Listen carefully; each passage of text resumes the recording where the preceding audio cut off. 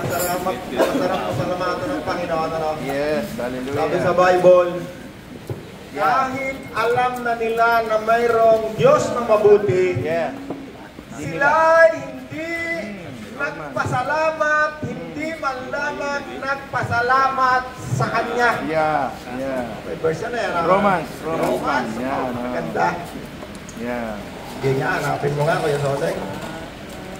Sige, although they knew, sa English to although they knew God, they did not honor Him. Kahit alam na nila na mayroong Diyos. Hindi nila siya pinarangalan. Or give thanks to Him o pinasalamatan man. But they become futile in their thinking. At ang kanilang mga puso'y naging mga walang saysay. And their foolish heart were darkened. Walang laman at walang saysay. Nadiliman ang kanilang mga isipan. At nadiliman ang kanilang mga hangal na pag-iisip. Ito naman, nagpupuri tayo sa Panginoon, nagpapasalamatan ako.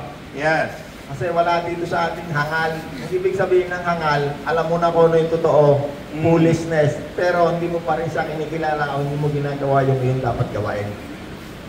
Hangal. Foolish. Kumbaga, sabi ng Bible, ang nakakaalam ng tama na dapat niyang ginawa, ngunit hindi niya ito ginawa, siya ay nagkakasala. Basahin ko Tagalog, para malinaw. Kahit na alam nilang may Diyos, siya ay hindi nila pinarangalan bilang Diyos ni pinasalamatan man. Sa halip, naghaka-haka sila ng mga bagay na walang kabuluhan, kaya't nagdilim ang hangal nilang pag-iisip. Sinong naniniwala o nakakaalam na mayroong Diyos? Taas ang kamay. Yes, hallelujah. Sino sa inyo hindi naniniwala na mayroong Diyos? Taas ang kamay. Wala, di ba? Alam natin lahat may Diyos. Amen. Okay, sige, balik tayo dito sa ating pinag-aaralan. Teka muna, yung balik ulit tayo, dito natin umpisahan. Si Jesus ay nangaral. Bago mangaral si Jesus, pumunta muna siya. Ako si John the Baptist, pumunta sa akin. At siya ay nagpabautismo. Yan yung unang-unang ginawa ni Jesus bago siya nagpabautismo kasi yun ang sabi sa kanya ng Diyos. Ayaw nga siyang i-baptize ni John the Baptist. Sabi ko nga kasi kahit na pangmal lang sapatos mo, hindi ako karapat dapat magtanggal ng yung sandalyas mo Ayaw ni John the Baptist. Sabi ako si John the Baptist. Wag, ayoko. Sabi ni Jesus, itong dapat natin gawin natin yung nakasulat. Kaya lamang pumayag si John the Baptist. Okay, nagpabaptize. At sabi ng Diyos kay John the Baptist, sabi sa akin, ang makita mo na bumaba ang Espiritu Santo, siyang magbabaptize. Sa Espiritu Santo, siyang magbabautismo. Okay, bumaba ang Espiritu Santo. Kunwari lang to Espiritu Santo, hindi nakikita ang Espiritu Santo, dinudula lang natin para mas maging malinaw sa isip ninyo, no? Si Jesus, nagpabautismo kay John the Baptist. Pagka-baptize, pagka-kaon niya sa tubig, bumaba ang Espiritu Santo na parang kalapati at siya ay nanatili sa kanya. Okay, nanatili, nangaral na si Jesus. Nanatili, ibig sabihin, hindi na siya iniwan ng Espiritong ito na bumaba kay Jesus. Okay, nangaral si Jesus, nangaral sa mga Hudyo. Kunwari si Kuya Soseng, tsaka si Kuya Edwin ay Hudyo. Nung nangaral, teka nanay pati, kasama ka ng Panginoon, hindi ka na umiwalay sa kanya. Nangaral sa mga Hudyo, ang ginawa ng mga Hudyo, si Jesus, ipinako sa krus, pinatay. Inilibing, nanay pati, sunod ka rito. Inilibing si Jesus. Dinala namin sa Golgotha. Kasama, namatay. After 3 days, sino naniniwala sa'yo muling nabuhay? Okay, sabi sa Bible, ang Espiritu ng Ama na siyang muling bumuhay kay Kristo. Kaya saan may verse ka na? Romans yun tingnan ko namin Ang Espiritu ng Ama, ang Panginoong Jesus, may katawan namatay, inilibing 3 araw, siya'y muling binuhay ng Diyos. Okay, sinong bumuhay sa kanya? Ang Diyos. Okay? Nung siya'y muling nabuhay, ang ginawa ng Diyos sa kanya, ang ginawa ni Jesus, siya'y umakyat sa langit Okay? Hindi ibig sabihin na hindi ibig sabihin na ang Espiritu ng Diyos ay nasa Panginoon. Hindi ibig sabihin wala na yung Espiritu ng Diyos. Ano? Kasi ang Espiritu ng Diyos, sabi sa Bible, ang Espiritu ng Diyos, mayroon tatlong katangian, maraming katangian yan. Ang isa dyan, omnipresent, kahit saan ka naroon. Pangalawa, ang Espiritu ng Diyos, siyang lumikha sa lahat ng bagay sa Genesis. Yeah. Pagka lumilikha na, pagdating na sa paglikha, wala na yan, Diyos na yung lumilikha. Namatay, muling nabuhay, umakyat sa langit. Yeah. Umakyat sa langit. Tanggalin muna natin to. Siya'y umupo sa kanan ng Diyos. Dito na nga. Dito na nga, kunwari dito yung langit. Kunwari dito na. Nanay Pachi, dito ka ha. Si Nanay Pachi, walang katawan na. Nire-represent lang natin ng Diyos. Espiritu sa Nanay Pachi. Siya'y umupo sa kanan ng Diyos po. Si Jesus muling nabuhay, yung katawan niya physical pinag-uusapan natin ha. Umakyat sa langit, umupo sa kanan ng Diyos, sinanay pa wala ng katawan, kanan ng Diyos, seat of power. Ibig sabihin dyan, umupo sa kanan. Sino nakaupo kayo sa Pilipinas? Duterte, yan ang sinisignify dyan, umupo sa kanan ng Diyos, seat of power. Sang araw, si Jesus ay muling babalik. Sabi sa Bible, dami verse yan. Okay. Ang Espiritu ng Diyos, ang Diyos mismo nasa langit. Ano ba ang ginawa ng Diyos? Ang unang ginawa ng Diyos, na Genesis chapter 1, at nilikha ng Diyos ang langit. Yung langit na yan, busan ng Diyos, nilikha rin niya ng Diyos. Yes. At ang lupa. Okay. Yeah. So sa langit, ha? Hindi ibig sabihin, ang Diyos ay wala na rito ang Diyos. Hindi na tayo nakalaman ng Diyos. Ang Diyos omnipresent. Yes. Si Kristo, nandoon, nasa langit yung katawan. Hindi ibig sabihin wala rito ang Espiritu ni Kristo, ha?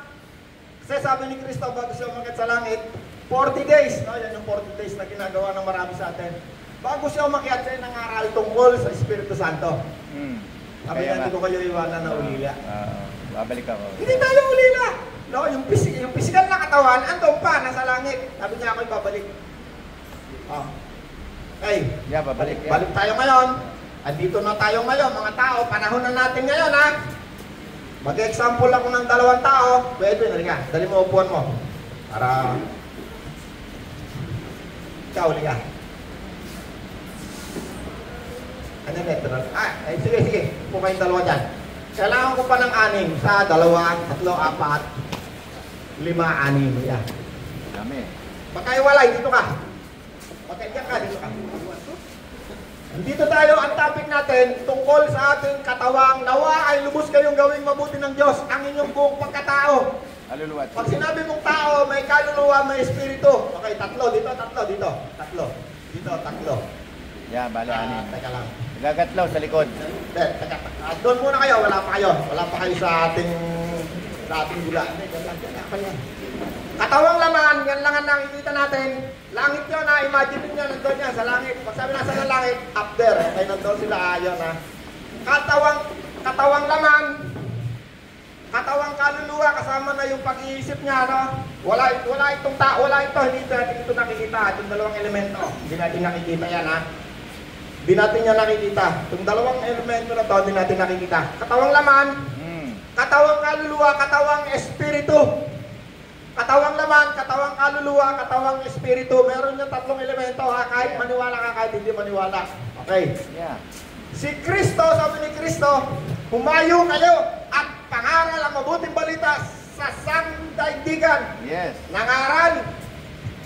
Bishop, pastor. Nangaral ngayon. Nangaral ngayon. Pagsisihan ninyo, talikuran ang inyong mga kasalanan. Magsisi kayo. Okay. Yung 2 tao na yan, nare-represent nating lahat, ha? Kunyari, nandyan tayo. Tayong lahat. Huwag na lang tayo pumunta dyan kasi mapapuno na itong stage. Sabi ng sinugo ni Kristo, di ba sabi doon sa ating binabasa malimit, ang pananampalataya ay bunga ng pakikinig. Romans, yeah. Ng pakikinig ng mabuting balita tungkol sa Diyos. Amen. Tungkol kay Kristo. Walang sasampalataya kung hindi siya nakapakinig ng mabuting balita. Yeah. At walang mangangaral kung hindi siya isinugo ng Diyos. Yeah. Okay, ang magandang verse dyan. Yung Acts chapter 5, nung sa tahanan ng sundalong Romano, isinugo si Pedro ng aral. Okay. At habang siya ay nangangaral, merong nangyari. Yeah. Bumaba ang Espiritu Santo sa mga nakikinig. Siya Yeah. nangangaral ng mabuting balita eh. Mm. Okay. Nangangaral. 30 seconds. Ari lang, tungkol kay Kristo. Pagsisihan natin ang ating mga kasalanan na tayo ay makipagkasundo sa Panginoon sapagkat Yeah. si Kristo ay namatay sa krus para sa ating katubusan. Alright. Ang pinakadulon niyan, mananalangin, sino tatanggap kay Kristo? Tataas yung kamay, merong tumanggap, merong hindi. Yeah. Kunwari lang ha, tumaas ang kamay, tumanggap kay Kristo. Sabi niya, iniyak pa. Kunwari lang ha, may Yeah. buwan tumapatak. Laway.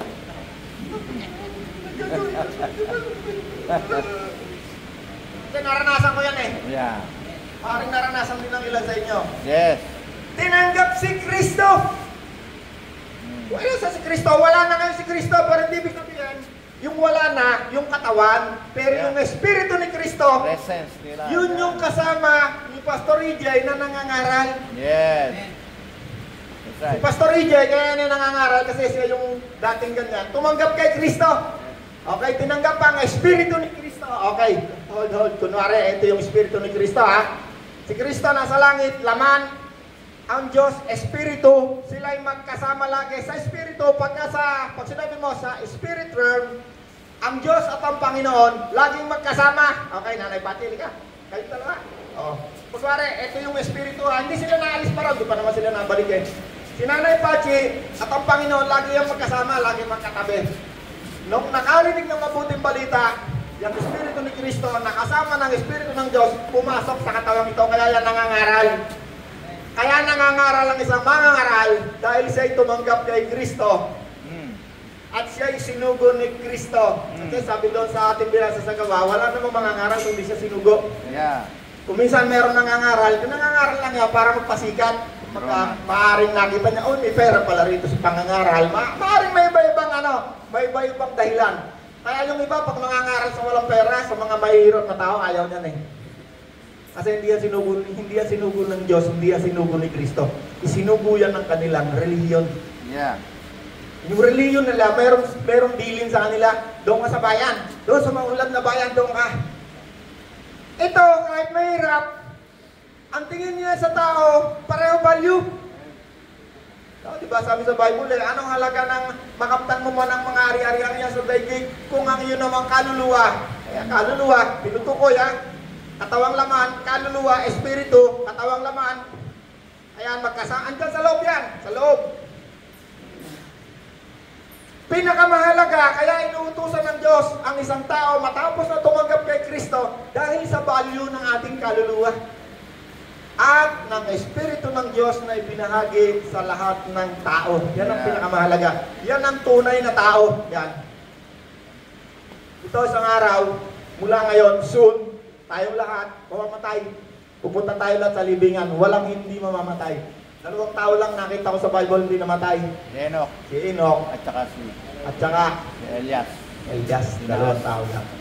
Sapagkat sila ay nakita ng Diyos na righteous, matuwid. Sila ay lumakad na kasama ng Diyos. Alright! Nangaral! Hindi ibig sabihin umalis ng langit si Jesus at ang Diyos ha. Kasi ang Diyos ay kahit saan naroon. Yes. Pumasok sa katawan, nangaral. Okay? O, balik na kayo ng Nanay Pachi. Ba't hindi Nanay Pachi? Doon muna, ikaw ang Diyos eh. Kunwari, ikaw ang Diyos. Ikaw ang Supremo. Kunwari lang ito ha. Kunwari ha, hindi natin inaabak ang Diyos. Si Nanay Pachi, ang nire-represent natin siyang Diyos. Okay? Pero nandito ang Espiritu ng Diyos ha. Tsaka yung Espiritu narito ha. Nangaral. Teka, represent natin dito sa lupa. Halika, ikaw. Tsaka ikaw, halika. Ikaw ang nagre-represent dito sa lupa sa Espiritu ng Diyos at sa Espiritu ni Kristo. Magkasama kayo, magkasama. Hindi yan nakikita ha. Although nandoon yung katawan ni Kristo, andoon ng Diyos, pero ang Diyos nandito rin sa lupa. Siya yung Espiritu ng Diyos, Espiritu ni Kristo, kaya sinabi, kung wala sa isang tao, ang Espiritu ng Diyos na siyang muling bumuhay kay Jesus, Yeah. hindi siya kay Kristo. Yeah. Yan nga, pakibasa mo, kaya hindi, wag na. Ito na ito. Kung wala sa isang tao ang Espiritu ni Kristo, hindi kay Kristo ang taong Kung yun. wala sa isang tao ang Espiritu ng Kristo, hindi kay Kristo ang taong yun. Yes. Ito pa kayo sabi, meron pa. Yeah. Meron pa, sige tuloy mo. Ngunit dahil nananahan sa inyo si Ngunit Kristo, dahil nananahan sa inyo, si Kristo mamatay si man ang Kristo, inyong mga mamatay man katawan, ang inyong mga katawang dahil sa lahat, kasalanang Espiritu naman ninyo ay buhay. ang Espiritu naman ninyo ay buhay. Umurong ka pa konti, Kuya Jose. Yeah. Umurong ka pa konti. Hindi na pag ito ng Diyos eh. Espiritu ng Diyos ito. Turo Ngunit pa. hindi na kayo namumuhay ayon sa laman, kundi ayon sa Espiritu. Sa katunayan, nananatili sa inyo ang Espiritu ng Diyos. Espiritu ng Diyos. Kung wala sa isang tao, Espiritu ni Kristo. Kung wala sa isang tao ang Espiritu hindi ni kay Kristo, ang okay, tao. dalawa ha, lagi makasama yan. Kung wala sa isang tao ang Espiritu ng Diyos, ang Espiritu ni Kristo, hindi kay Kristo ang tao ito, hindi ito kay dito sa Diyos. Okay, nandito, magkasama, hindi nag-iwalay, lagi magkasama yan, Espiritu ni Kristo. Nangaral, sabi ng isang tao ito, biyak, tumulong mo. Sabi nga, totoo ha, totoong nagsisi. Sabi niya, gusto kong tanggapin si Kristo. Ang Espiritu ni Kristo, andiyan ang Espiritu din ni Kristo, nasa loob din ha. Gusto kong tanggapin si Kristo, sabi itong tao ito, patawarin mo po ako, Panginoon. Tinanggap si Kristo. Ito, isa lang to ha. Isa lang ito, pagka tungkol sa Espiritu, laging sinasabi sa Bible, isa lamang ang Diyos. Yes. Ang lumikha sa lahat ng bagay, yan ang buhay na walang hanggan. Isa lamang ang Panginoon. Pag sinabi sa Bible, Panginoon, kahit sa Old Testament, si Kristo ang binabanggit dyan. Yung Espiritu ni Kristo na kasama ng Diyos. Kaya sa Bible, sa Old Testament, kumisa ng tao sa kanya, O Lord God, Yeah. Panginoon na Diyos ba? Ah. Ang nire-represent niyan, si Kristo. Kahit doon pa man sa Genesis, at nilikha ang lahat ng bagay sa pamamagitan ng salita lamang, at ang salita ng katawang tao, si Jesus. At si Jesus, nung bumaba dito sa lupa, bumaba, ipinakita lang, hindi ibig sabihin naghiwalay na sila. Pinakita lamang kay John the Baptist na ang Diyos, ang Espiritu ng Diyos, at si Kristo, sa laman pa lang, ay magkasama, hindi naghihiwalay kahit sa laman nung bumaba sa lupa. Pero hindi ibig sabihin ang Diyos iniwan na ang langit. Yes. Ang Espiritu ng Diyos, hindi ibig sabihin iniwan na ang langit. Pero kung sabihin mo man na iniwan niya ang langit, walang dapat ikatakot. Ang Diyos ang lumikha sa langit. Ang Diyos ang lumikha sa lahat ng mga anghel. Walang dapat ikatakot kasi kaya niyang lumikha ng panibago lang. Lumikha nga eh. Panibagong Jerusalem eh. Lilikha nga eh. Kahit man lahat ng mga anghel, kahit sabihin pa natin, lahat na, wala nang natirang anghel nagrebelde sa Diyos, walang dapat ikatakot. Ang Diyos ang lumikha sa lahat ng bagay sa langit at sa lupa. Yes. Okay, malinaw. Tinanggap si Kristo. Espiritu itong dalawa ha. Espiritu ng Diyos, Espiritu ni Kristo. Ano sabi roon sa binasa ni Kuya Sosing kanina? Kung wala sa isang tao, ang Espiritu rin yan, pag namatay, siya rin ang muling bubuhay sa inyong mga katawang mamamatay. Okay? Yeah. Muna, Kuya Sosing, hanapin mo lang yan. Tinanggap si Kristo. Espiritu. Ayan, itong Espiritu niya, ang lahat na nakipag-isa kay Kristo, isa na nga yung bagong nilalang. Itong isa, hindi tumanggap. Hindi tumanggap kay Kristo. Yeah. Ano sabi sa kanya? Kaya't merong mga tao na namumuhay ayon sa laman. Ang lahat ng mga taong namumuhay, ano yung gawa ng laman? Meron sa Bible eh. Teka muna, basahin mo muna kayo Sosing yung verse na yan. Yung sinabi ko, sige basahin mo. Yung Romans. Muling bubuhay sa katawang Ngunit hindi mamamatay. na kayo namumuhay ayon sa laman, kundi ayon sa Espiritu. Sa katunayan na... Hold, kay Sosing. Yeah. Nung tinanggap niya si Kristo, nagkaroon na ngayon ng pagkakaiba ang dalawa. Hindi tumanggap kay Kristo, pero meron pa rin Espiritu, meron pa rin katawan. Itong isa tumanggap kay Kristo. Nung oras na siya tumanggap kay Kristo, meron na ngayong pagbabago. Kaya Sosing, pakibasa tuloy. Yan. Sa katunayan, nananatili na sa inyo ang Espiritu ng Diyos. Ayan, nananatili na sa iyo ang Espiritu ng Diyos. Nananatili ha, hindi na sinabi na iiwan ka pa. Yeah. Nananatili na, tunay na tumanggap pa. Yeah. Nagre-represent yan sa ating lahat, maaaring nandiyan ka. Hindi ka pwedeng wala dyan, okay? Ikaw, Sosing, tuloy. Kung wala sa isang tao ang Espiritu ni Kristo, Kung wala sa isang hindi tao, kay Espiritu ni Kristo, hindi kay Kristo ang ang tao taong ito. yan. Ito yan. Kanino to? Ang Diyos ng kasamaan sa daigdig na ito na bumulag sa isip ng mga taong ayaw kumilala kay Kristo. Okay? Yeah. Nagkaroon na ng handanganan yan. Nagkaroon na ngayon ng diferensya ng pagkakaiba. Napakalaking pagkakaiba. Yeah. Number one, yung kanyang katawang espiritu, yung kanyang katawang kaluluwa. Sabi dito, dati ikaw ay patay, ngunit ngayon ikaw ay binuhay ni Kristo. At iniupong kasama ni Kristo sa kanan ng Diyos. Ibig sabihin, buhay ka pa, pero nagkaroon ka na ng malaking pagbabago. Tinanggap si Kristo, tinanggap ang Espiritu ng Diyos, Espiritu ni Kristo. Ang sabi niya, hindi kasi pinabasa ba? Tuloy mo lang. Yeah. Romans 10.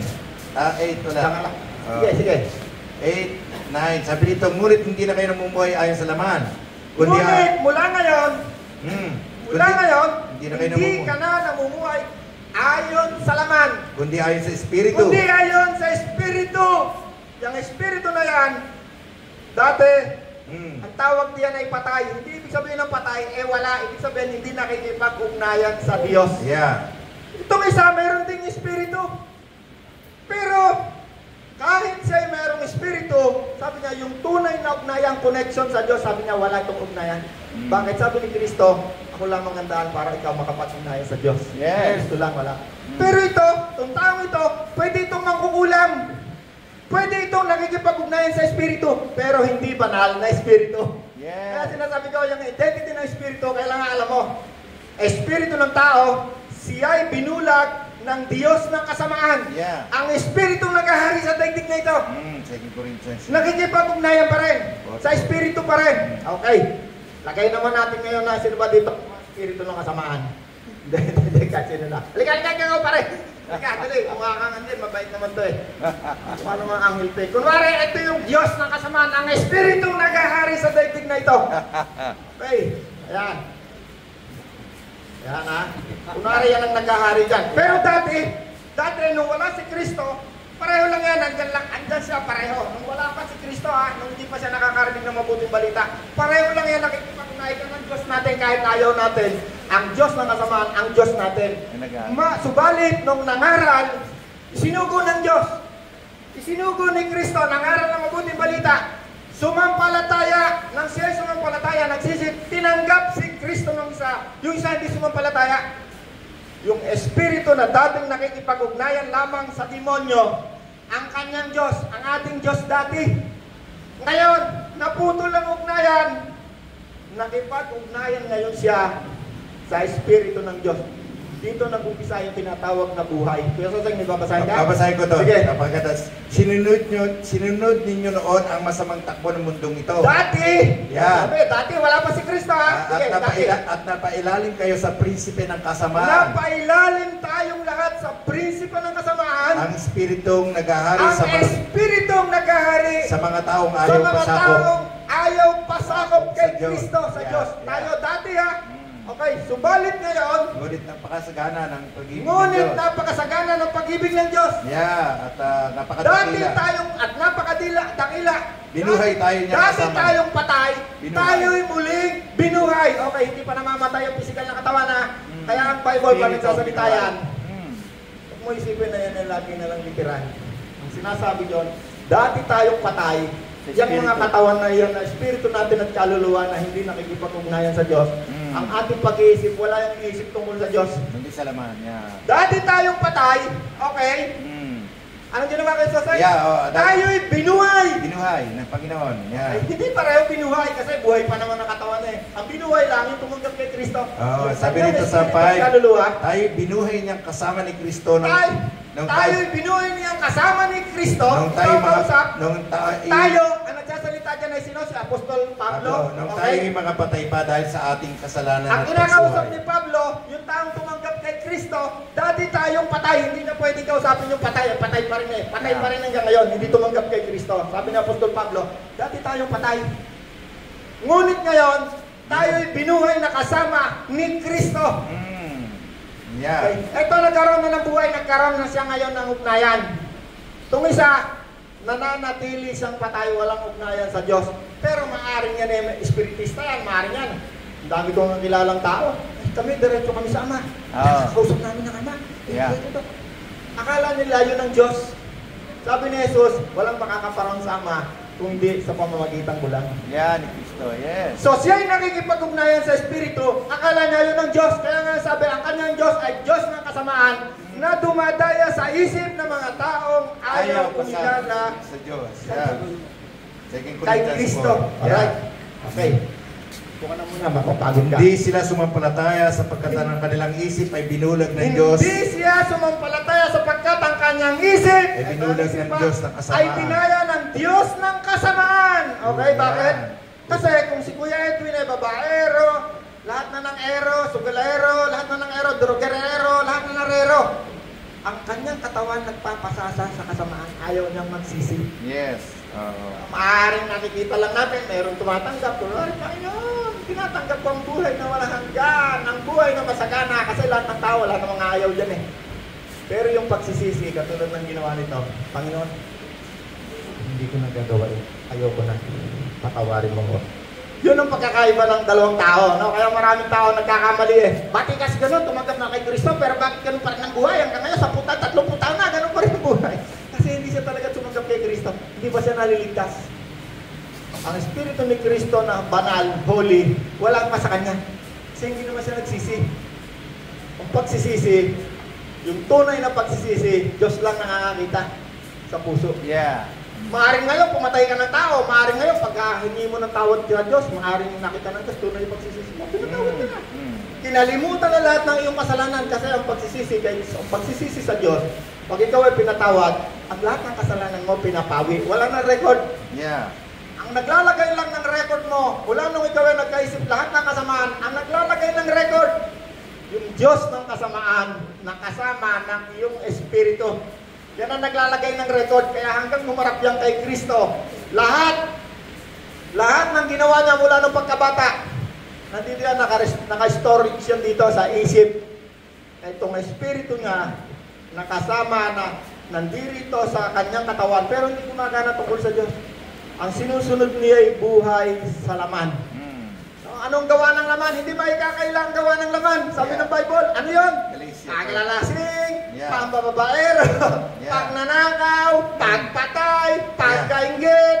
Hindi maikakaila. Kung yan ang ginagawa nyo, ibig sabihin, yan ang pinamumuhay ninyo. Hindi maikakila ang hilig ng laman. Okay, hold kayo kasi. Yeah. At dati rin ako nandyan, dati rin tayong naririyang lahat nung Yes. wala si Kristo. Babae, sugal, lahat na napakasarap sa katawan. Ginagawa ko yan. Sabi ko nga sa akin biyanan kay Tatay Obet, siya nakulong 10 taon pero nakalaya. Sabi ko, Tay, sabi ni Tatay siya raw, masama. Ganito, ganong ginawa niya. Hanggang sa kala ko, mutik na mag-iwalay siya ng si Tatay. Diba, umano na ng ibang tao. Ang daming kasamaan. Sabi ko, Tay, hindi ka napakasama. Normal lang na masama tayong dalawa. Pareho, lahat ng ginawa mo, ginawa ko rin. At malamang lahat ng tao naririto. Malamang ginawa rin. Yeah. Ang hindi ko lang nagawa sa ginawa mo, yung pumatay ng tao, pero mutik na, salamat sa Diyos. Maaga akong pinulot ng Diyos sa kasamaan. Hindi na ako kailangan pakulong. Kaya marami nangangaral sa kulungan eh. Sabi ko, ako yung muna sa kulungan. Dito muna ako sa mga nakalaya para hindi sila pumunta sa kulungan. Yeah. Although siyempre, kanya-kanya ng tawa. Meron sa kulungan, meron dito. Pinupuntahan ko mga high school students sa eskwelahan kasi dyan nag-uumpisa, mabuo na yung lumaki yung kasalanan. Mas maaga kung bata pa ang isang tao makakilala na kay Kristo. Yes. That's right. Para hindi niya maranasan lupit ng daigdig na ito. Maraming tao, akala nila, naku, yung inom, yung sugal, yung babae, ayan ang kasarapan, ayan ang buhay, napakasumarap niya. Akala lang yan ng mga taong ayaw tumanggap kay Kristo. Subalit sa mga taong tumanggap kay Kristo, katulad ko, Diyos, Ginoo, pinakamasaya na siguro ako. Sana siguro ako sa buong mundo, pinakamasaya. Pandemic, para akong prinsipe. Yeah. Dahil silang taon nakakulong sa bahay pa, parang prinsipe. Nagja-jogging sa umaga, ito pagkain, may soseng, punta tayo kung saan sa mga walang makain, bigay ka ng mga pagkain. Yeah. Napakasaya namin, napakasaya ko. Bakit? Yun ang aking kasiyahan, ang mga gawain tungkol sa Diyos. Yes. Pero sa mga taong hindi pa tumatanggap kay Kristo, akala nila yun ang kasiyahan, yung maglasing, mambabae. Talaga namang kasiyahan yon. Kasiyahan yon ng katawang laman. Pero ang katawang espiritu, hindi niya yung kasiyahan. Nung hindi gumagana ang espiritong yan, yung isip na yan, hostile sa Diyos. Laban. Yeah. Kalaban. Okay, kaya Jose, meron ka pong babasahin? Ito, sabi nga, hindi maikakaila ang hilig ng laman, pakikiapid, kahalayan at kalaswaan. Pakikiapid. Okay, number 1, Kapit, ang gawa ng laman. Talaga naman napakasarap niya kay Jose. Hold lang, isa lang muna. Masyado na marami.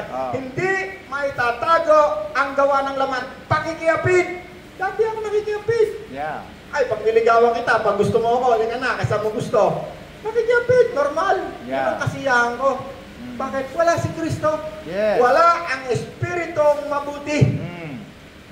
Anong sabi ni Kristo? Pag ayaw mo, pag gagawin sa iyo, huwag mong gagawin sa kanya. Kasamaan niya, kasalanan. Okay, tuloy pa kayo sa Kahalayan at kalaswaan, pagsamba sa Diyos-Diyosan, pangkukulang, pagkapuot sa isa't isa, pag-aaway-away, pagseselos, pagkagalit. Pag-aaway-away, Yeah. pagseselos. Alam niyo ba yung pagseselos? Hindi lamang sa asawa, ano ito kayo sa niya? Yeah. Kala niyo nagseselos lang asawa? Hindi. Marami rin pinagseselosan naman dito sa asawa. Kunyari kami ni Kuya Sosa niya, may kaibigan ako. Aba, naging kaibigan niya, pwede ako magselos sa kanya. Yeah. Pwede ko siyang awayin. Kasi yung pagsiselos, yun ay kasakiman. Yeah. Bahagi ng kasakiman. Yeah. O meron akong ganito, siya meron din. Aba, meron pa siyang isang ganong bagay na wala ako. Inggit. Inggit. Yung pagsiselos, pagkainggit. Binanggit din kanina. Pagkainggit. Okay, hindi pa? Bilisan mo na kayo sa Pagkagalit at kasakiman, pagkakampi-kampi, at pagkakabahagi, pagkakampi-kampi, pagkainggit, paglalasing, kalayawan. Paglalasing, kalayawan, at iba pang uri nito. Kaya yung sabu, sabi, sigarilyo, hindi na hikalan. Lahat ng makakasira sa katawan mo, kasalanan. At kailangan mong magsisi, humingi ng tawad. Bakit kailangan tayo humingi ng tawad sa Diyos? Kasi ang Diyos ang lumikha sa tao, siya ang may-ari. Kaya doon tayo hingi ng tawad sa may-ari. Kung ikaw ay may aso, sinipa ko yan, pinatay ko, nasagasaan ko, may kasalanan ako sa may-ari. Yeah. Para maunawaan lang natin bakit tayo kailangan humingi ng Diyos ng tawad sa Diyos. Kasi ang Diyos ang gumawa sa atin. Yes. At kapag tayo ay nasasaktan, kapag tayo ay hinahamak, alam mo ba yung katawan na yan? Parang yung katawan, pisikal na katawan tayo Yung pisikal na katawan, nasasaktan. Sipahin ko yan, masakit yan, may bigil yan. Tuntukin ko sa gawin, may pasayan. Ang kaluluwang katawan, nasasaktan din yan. Yeah. Paano nasasaktan yan? Hindi mo naman masusuntok yan. Kaluluwa, hindi natin nakikita yan. Pag minura kaya, puta ang iyong ina. Paano siya nasaktan? Pag minamaliit mo siya, Yeah. walang iyak ka! Pag ginawan mo siya na sinabihan mo siya ng mga salita na tumatatak na iisip niya, minamaliit ako ng taong ito. Yeah. Minsan nga, muntik ako pumatay ng tao minaliit ako Hindi lang ako minaliit tatay ko pa. No, teenager ako. Hanggang sa lumaki ako, hanggang nagkalit ako, nasa isip ko, pag nagkaroon ng pagkakataon, patayin yung tao sa patayin ko. Nagalit ako. Bakit? Hindi naman ako sinuntok. Hindi naman ako sinipa.